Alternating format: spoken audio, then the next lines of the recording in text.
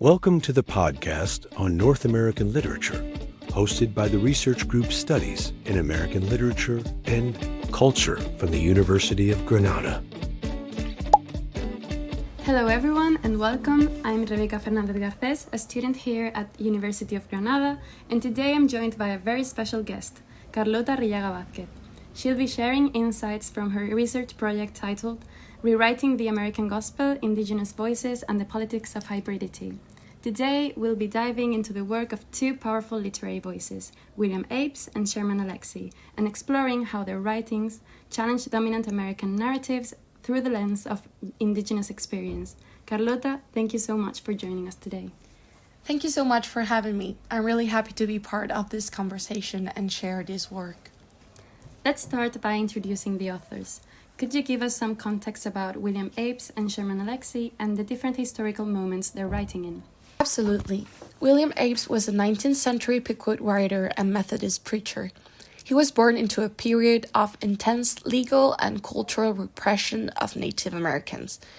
One of the most defining pieces of legislation from this time was the Indian Removal Act of 1830, signed by President Andrew Jackson. It authorized the federal government to relocate native tribes from their ancestral lands in the southeast to areas west of the Mississippi River. This policy led to mass dispossession and what is now known as the Trail of Tears. Apes, who also spent years as an enduring servant in white households, later became one of the first Native American voices to articulate a political and spiritual protest in writing. His 1833 essay, An Indian's Looking Glass for the White Man, is an incredibly bold and rhetorically sophisticated indictment of racism cloaked in Christian moralism. He also wrote A Son of the Forest, considered one of the earliest autobiographies by a Native American author. Now, Sherman Alexie was born much later. He's a contemporary voice. He grew up on the Spokane Indian Reservation in Washington state, and he belongs to a post-civil rights postmodern generation of Native writers who express disillusionment with dominant American myths. His poem Crowd Testament was published in 2000 in the collection One Stick Song. It mixes biblical references, Native mythology, and social critique. Alexie is well known for blending dark humor, irony, and trauma. That's a really powerful contrast. What inspired you to analyze these two authors side by side? They represent two ends of a historical continuum. Apes speaks from within the Christian tradition, appealing to the moral conscience of white Americans. He hopes that invoking Christian values will inspire reform. Alexie, writing nearly 2 centuries later, sees those same values as inherently flawed. His use of satire and cynicism is shaped by a long history of betrayal and systemic oppression.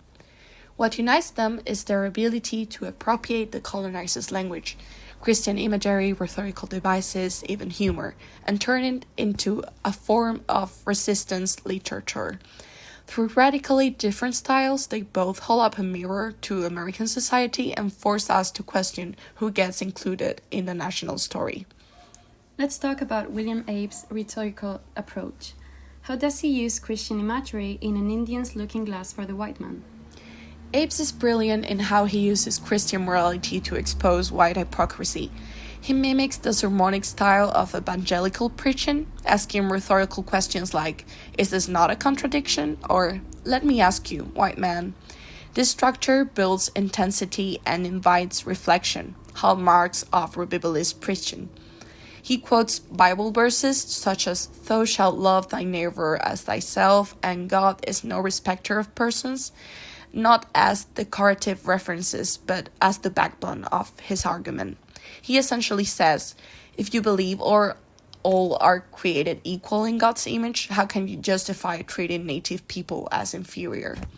What's radical is that Apes doesn't reject Christianity, he reclaims it. He shows that the problem isn't the faith itself, but how it's been distorted by colonial power structures. His oratory style is designed to reach a broad audience and create moral urgency. And what about Sherman Alexie? What's going on in Crowd Testament? Crowd Testament is completely different in form and tone. It's a fragmented poem made up of 7 short stanzas. It doesn't follow a traditional narrative or rhyme scheme, which reflects the fragmented identity and history of native peoples. The trickster figure of Crow is key. In native traditions, the trickster is a contradictory figure, wise and foolish, chaotic and insightful. Alexei uses Crow to reinterpret the Bible with irony. The line, Cain leaves Crow and strikes down Abel, is a direct twist on the Genesis story. It's a metaphor for Indigenous betrayal, and Crow becomes a symbol of both victim and witness. The refrain, Damn says Crow, is deceptively simple. It makes sacred language with slang, brief with comedy, and one stanza reads, The white man, disguised as a falcon, swoops in and yet again steals a salmon from Crow's talon. Here the falcon is the colonizer, the salmon is a symbol of sustenance, and Crow's helplessness captures the recurrent cycles of theft and violence. Alexei isn't trying to restore a lost past. He's showing how native identity survives through humor, irony, and refusal to conform to linear, redemptive stories. Your essay also dives into postcolonial theory. How does that frame your analysis? Postcolonial theory gives us a powerful lens to understand how Apes and Alexei resist and rewrite dominant narratives. At its core, postcolonialism is about interrogating the power structures, language systems, and cultural representations left behind by colonization. It's not just about the historical moment of colonial rule, it's also about the ongoing impact of those systems on identity, culture, and literature. Abe's work can be read as a side of societal analysis. Writing in 1833, right after the Indian Removal Act, he uses the colonizers' own religious language as a political weapon. He doesn't romanticize a pre-contact indigenous world. Instead, he strategically positions himself within the moral framework of American Christianity, while exposing how that framework has been used to justify racism and dispossession. His repeated direct address to the white man places the reader not as a neutral observer, but as a morally accountable actor. That's crucial. It aligns with Abdul Muhammad's theory of the Manichaean allegory, where colonizers construct a binary world, civilized versus savage, white versus non-white. This is to justify their own superiority. Apes turns that binary on its head and says, look, your actions contradict your own belief system. He disrupts the binary from within. Alexei, on the other hand, is not asking for inclusion or appealing to shared values. Instead, he is embracing fragmentation as a form of resistance. His use of the trickster figure, Crow, allows him to mock the systems of power that once sought to erase native voices, especially religious and educational institutions. So, where Apes uses Christianity to shame the white reader into introspection, Alexei uses irony and parody to show just how absurd and destructive those same institutions became over time. His Crow doesn't seek redemption, it seeks survival and narrative control. Postcolonial theory helps us see that both authors are not passive victims, they're active agents who engage with the dominant culture's tools, reshape them, and talk back. And how do these texts interact with the idea of the American dream? That's such a great question. The American dream, as described by James Truslow Adams in 1931, is about opportunity, fairness, and self-determination. But Apes and Alexei show how that dream was never meant for everyone. Apes points out the contradictions between American ideals and systemic racism. He essentially says, you claim to be a Christian nation built on liberty, then why do you enslave, displace, and erase native people? Alexei takes this further. He mocks the American dream outright. He writes about alcoholism, poverty, and the illusion of salvation. Redemption is reduced to 5 cents a bottle. In one stanza, a powwow, a meeting of Native Americans for making decisions or for having spiritual ceremonies or celebrations, turns into a kind of apocalyptic joke and condemns the systemic oppression Native Americans communities still suffer. Both authors ask us to think critically about who is included in this dream and at what cost. You also talk about identity as a process. Could you say more about that? Definitely. One of the key ideas I draw from is Stuart Hall's theory of identity. Hall argues that identity is not something we're born with, it's something that's constructed, negotiated, and always evolving. It's not a fixed essence, but a process of becoming. Apes gives us a really good example of this. In An Indian's Looking Glass for the White Man, he doesn't present himself as either fully native or fully Christian. Instead, he constructs a hybrid identity.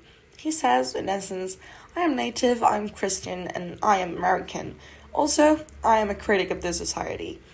He uses first-person narrative and personal testimony, like when he writes, having a desire to place a few things before my fellow creatures, to show that identity can be complex and politically charged. He speaks from within the dominant system while also exposing its contradictions. That's what gives him rhetorical power. Now, Sherman Alexie takes a different route. He resists the idea of a stable or coherent identity. His poem is full of contradictions, irony, and disjoint images.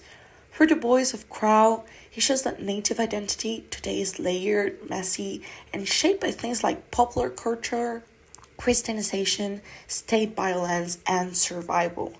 Crow is part trickster, part prophet, part drunk uncle, part spiritual guide. And that's intentional.